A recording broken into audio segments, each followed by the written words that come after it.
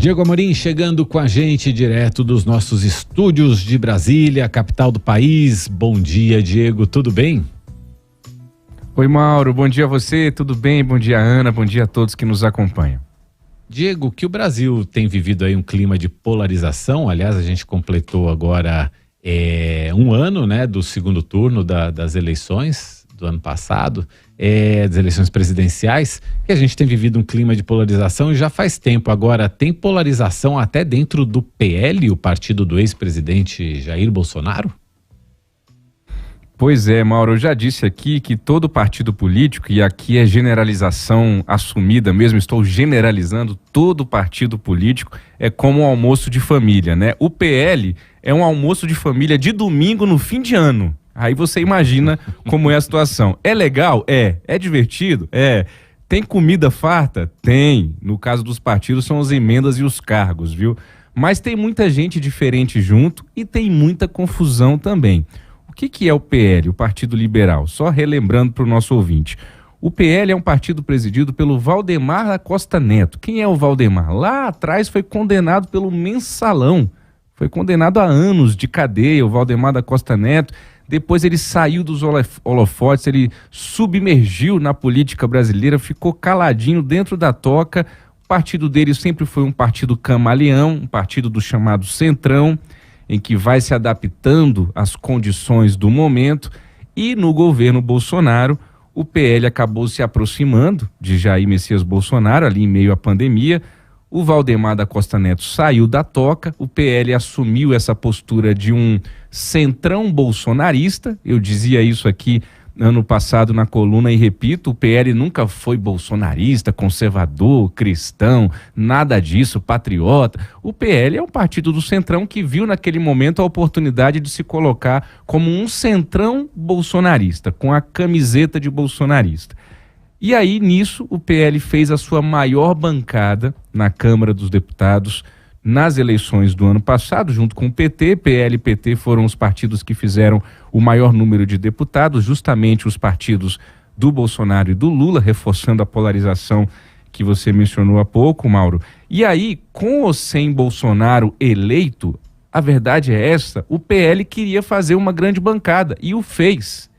Eu cheguei a ouvir de um candidato à reeleição, a deputado do PL no ano passado, que dizia o seguinte, o PL não quer saber se o Bolsonaro vai ganhar ou não, o PL quer fazer a maior bancada da Câmara. Por que isso é importante? Porque é a partir do número de deputados que se divide o bolo do chamado fundo partidário, aquele dinheiro, aquela grana pública que vai para os partidos. Quem tem mais deputado ganha mais dinheiro, quem tem menos deputado ganha menos dinheiro do fundo partidário. Então, no meio dessa confusão toda, de um partido que não era bolsonarista, mas virou bolsonarista, que sempre foi centrão, e que aí o governo Lula aparece, volta o Lula para um terceiro governo, e o Valdemar já foi aliadíssimo do Lula lá atrás, nos 2 primeiros anos do Lula. Então o partido virou uma grande salada de frutas, e aí tem gente querendo sair do PL, tem gente querendo que outras pessoas saiam do PL, virou uma grande confusão, mas eu lembro a você, nosso ouvinte da Nova Brasil FM, que deputado não pode trocar de partido assim. Tem que esperar a chamada janela partidária, que é um período lá que a legislação permite você trocar de partido, senão você pode ser acusado lá e ser incluído na chamada infidelidade partidária, você pode até perder o mandato. Mas deixa que os deputados tentem explicar um pouquinho essa confusão melhor para vocês. A gente começa ouvindo o líder da oposição na Câmara, o deputado federal Carlos Jordi, do PL do Rio de Janeiro, que gravou um áudio exclusivo aqui para o nosso ouvinte do Nova Manhã. Vamos ouvi-lo. O que acontece no PL hoje é que o PL dessa legislatura não é o PL das legislaturas passadas. O PL cresceu muito com a eleição de 2022. Com esse novo formato que o partido ganhou, tendo uma identidade de partido conservador de direita e com a imagem do presidente Bolsonaro, fica claro que o partido tem que ter esse posicionamento de um partido, é o maior partido de oposição no país. Há aqueles que têm dificuldade em ser oposição, têm um retrospecto de serem adesistas, tendem a não quererem ficar no mesmo posicionamento que nós. Eu acredito que a melhor saída para deputados como esses é sair do partido, conversar com o presidente Valdemar da Costa Neto, para que eles saiam do partido. porque o partido ele já se declarou como oposição e vai permanecer assim. É inadmissível que deputados que estão nesse partido, sabendo que o posicionamento dele é esse, eles entraram sabendo que era o partido que o presidente Bolsonaro estava, e permaneçam com esse posicionamento de quererem ser base do governo Lula. E não tem espaço para que no nosso partido haja pessoas governistas. O deputado Alberto Fraga, do PL aqui do Distrito Federal, cobrou a direção do partido a fazer alguma coisa e disse que essa situação atual só coloca mais lenha na fogueira. Vamos ouvir também o que disse o deputado Alberto Fraga aqui para o jornalismo da Nova Brasil. O PL é um partido que tem 99 deputados. É o maior partido da Câmara Federal. E é natural que dentro desses 99 existem pelo menos lá de 20 a 25 que estão votando com o governo. E isso tem realmente trazido alguns transtornos para aqueles que fazem oposição. O meu entendimento é que o PL é o partido de oposição. E não faz sentido a gente ter sempre 20 a 30 votos que são dados para o governo. Ou você é oposição ou não é. No meu entendimento, um deputado do PL não pode ter cargos no governo. Quem nos colocou na oposição foram as urnas, então nós temos que honrar essa questão de ser oposição. Mas quem deve tomar essa satisfação ou ter uma conversa com esses deputados é o presidente do partido. Não cabe a um deputado que não é presidente tomar essa iniciativa. Só vai aumentar, acirrar os ânimos e isso é ruim. A gente aguarda que em breve deverá haver alguma posição com relação a esses deputados que estão votando com o governo. O deputado federal Bibo Nunes, do PL do Rio Grande do Sul, concorda com Alberto Fraga e diz que é uma questão de lógica tirar esses deputados que estão votando com o governo do PL. Vamos ouvir o deputado Bibo Nunes.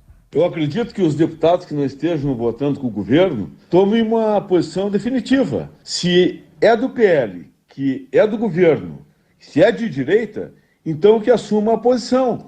Porque se vota quase meio a meio ou menos 50% contra o governo, não tem por que continuar.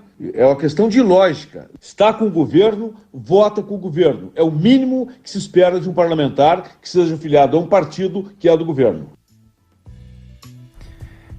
Mauro, a confusão tá grande. Para concluir, eu faço o meu comentário aqui. Assim. Primeiro, é muita ingenuidade você achar que o PL vai assumir uma posição ideológica. O PL sempre foi o PL, por isso que eu comecei a coluna hoje fazendo um pequeno histórico do que é o PL.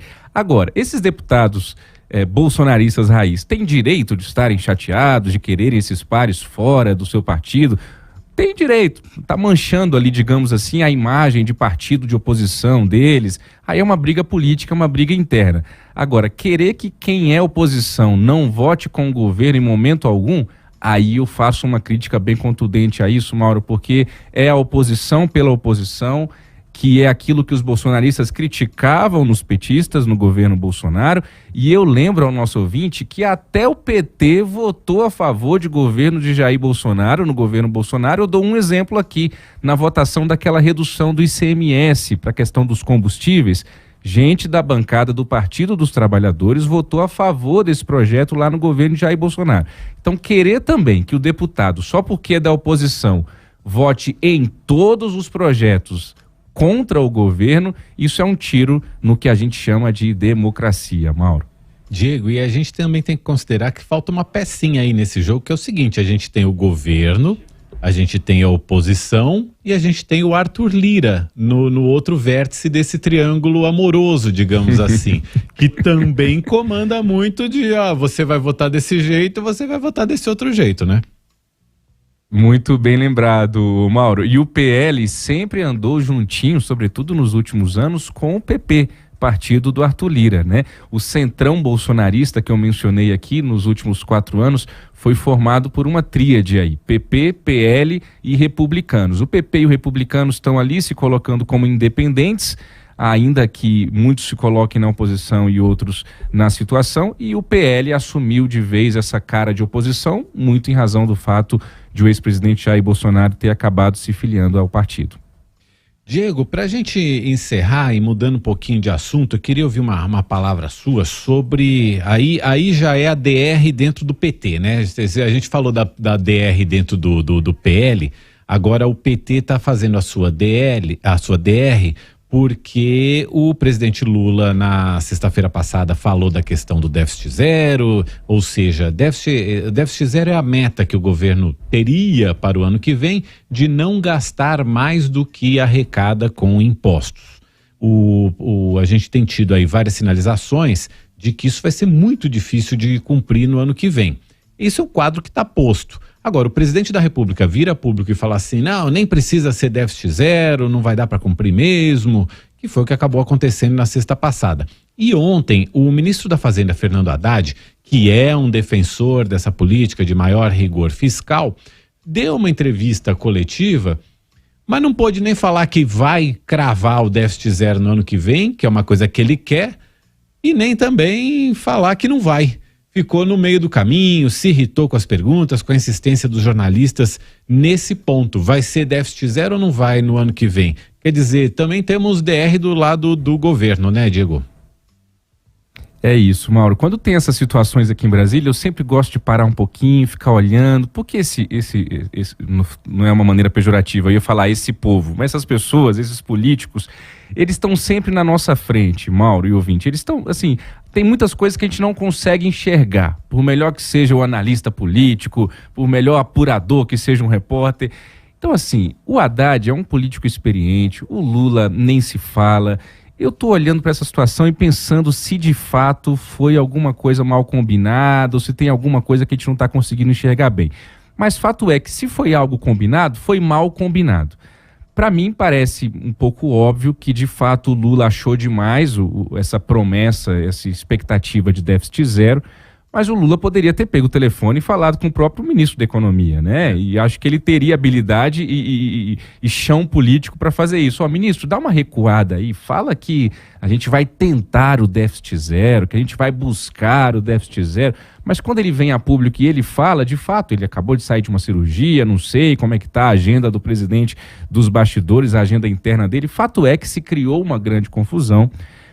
Soa sim como uma desautorização do ministro da Fazenda. A coletiva de ontem, Mauro, eu avalio como um desastre. O Fernando Haddad estava nervoso, tratou mal os colegas jornalistas. Eu fico me perguntando, eu gosto sempre de fazer essa comparação, né? Se fosse um ministro do Bolsonaro, como é que teria sido as manchetes, o noticiário hoje? Chamou, faça o seu trabalho. Ele chegou a falar isso para uma repórter mulher. Imagina se fosse o Bolsonaro falando isso para uma repórter mulher. Faça o seu trabalho, querida. Faça o seu trabalho, querida. Né? Então, assim, foi mal educado. E é ruim porque o Haddad, não dá para dizer que o Haddad é um liberal, longe disso até, mas ele estava ali até então se colocando como alguém cuidando da responsabilidade fiscal, por isso o Congresso estava boa parte gostando do trabalho do Haddad, o mercado também estava reagindo bem. Então, de fato, e acho que a reação do Haddad ontem na entrevista, que repito, não é um menino na política, sabia muito bem, né, Mauro, que a pergunta que seria feita ontem, insistentemente, seria o método fiscal, e ele parece que não foi preparado para responder essa pergunta. E teve 3 dias para isso, né? Vamos lembrar disso também, porque a declaração do Lula foi na sexta-feira. Quer dizer, se não encontrou uma resposta em 3 dias, sei lá, talvez fosse melhor nem ter aparecido ontem para essa entrevista. Enfim, seguimos. Diego, obrigado por hoje. Até amanhã. Até amanhã, Mauro, Ana, ouvintes. São 7h22.